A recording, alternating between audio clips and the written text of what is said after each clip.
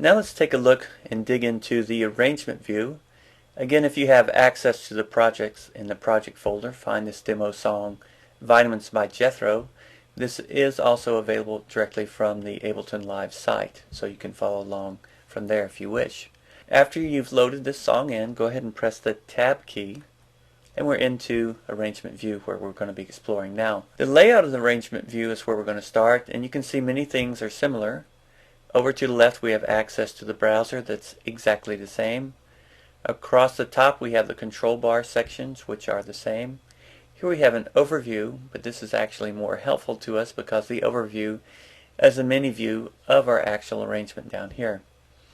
Over to the right we have the buttons that toggle us between arrangement view and session view. Down below we have access to certain components within the mixer, but notice that the crossfader is not available here. To get to that, you'll have to go back to the session view. And down below we have the detail view, which also can have the info view hidden or revealed.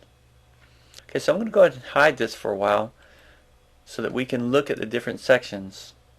So I'm going to hide the complete lower detail view.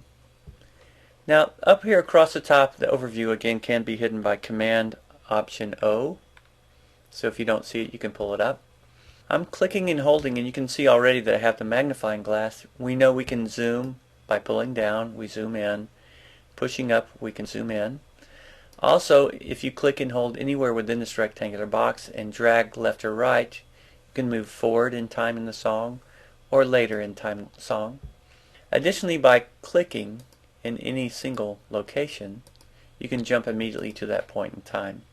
You can see the color coordination here. I have a little purple beep thing here, and we can see it's right in here. Beep, beep, beep, long, short, short, moving forward, and we can see that. Across here we see measure numbers marking things along, and also the loop brace can be helpful here. And again, your loop is set here by our display position. So I'm going to set it at 35. I'm going to tell it to be 8 bars long. And the reason I've done this is because I want us to be able to see the loop brace. Here it is right here. Now we can move the end by clicking and holding and dragging. We can also move the beginning by clicking and holding and dragging. We can also move the entire section by clicking on the brace and move it. The length is now staying the same. There are also some great key commands for altering this loop brace for live performance that you might want to check out. Now over here on the right, the mixer is quite a bit different. So we'll spend a bit looking into the mixer as a separate exploration into the arrangement view. So across the top we also see some additional buttons here for locating by what are called locators. I can jump to the previous locator here, and these are used to mark different sections in the song. So we can see we've got one at the intro, another one called hip top. You can also begin playback by clicking anywhere up in the top or down here. You'll see it jump back. Also, clicking on one of the triangles makes your start point jump to that position.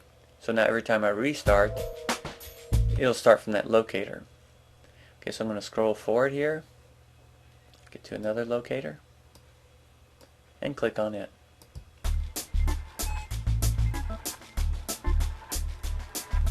And grab my loop brace, bring it back, and even though I can't see the end, I can still drag it as though it were there. Again, even if the loop brace is off the end of the screen, let's scroll back. Ableton Live makes it grabbable even if the end isn't really there.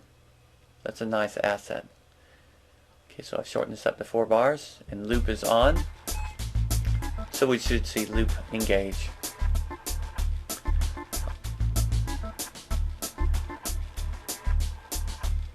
Now I can also click and hold and mark a section anywhere, and playback will begin there and keep going.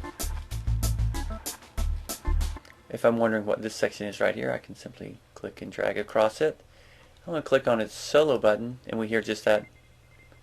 So you can quickly find out what each section of music is, and also in detail view, double clicking we can get to the MIDI notes, etc. right away, or the audio waveforms right away.